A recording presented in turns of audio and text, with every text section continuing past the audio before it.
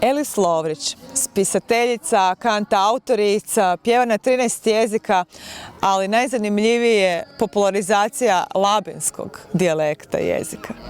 Da, labinjonska cakavica je bila uglavnom predmet viceva i pošalica, tako da kad sam je ja otpjevala, najveći kompliment mi je bio što su rekli ajme, zvuči normalno. Tako da je taj labinjonski koji je bio tako težak postao nešto univerzalno, jer u biti prenosi osjećaje, osjećaji su univerzalni.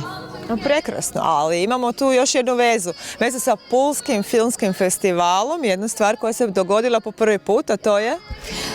A to je da sam imala tu priliku, čast, ne znam da li slučajnost ili neka providenca, kako kažu Talijani, gdje sam dugo živjela, da sam autorica prve festivalske himne, prve himne Pula Film Festivala u njegovoj bogatoj 70-godišnjoj povijesti. Elis, možemo li onda za kraj reći da je zapravo vaš umjetnički rad poprilično koncipiran na podržavanje lokalne tradicije i očuvanje baštine kroz glazbu i riječi? Da, mislim da je to tako.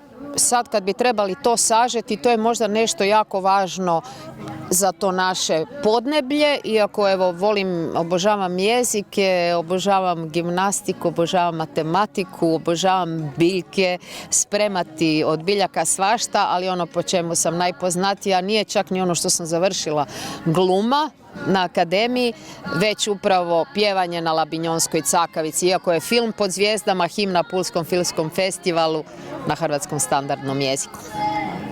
Hvala. Slijedite i vi svoje strasti, budite svestrane i podarite to drugima da vide i prepoznaju.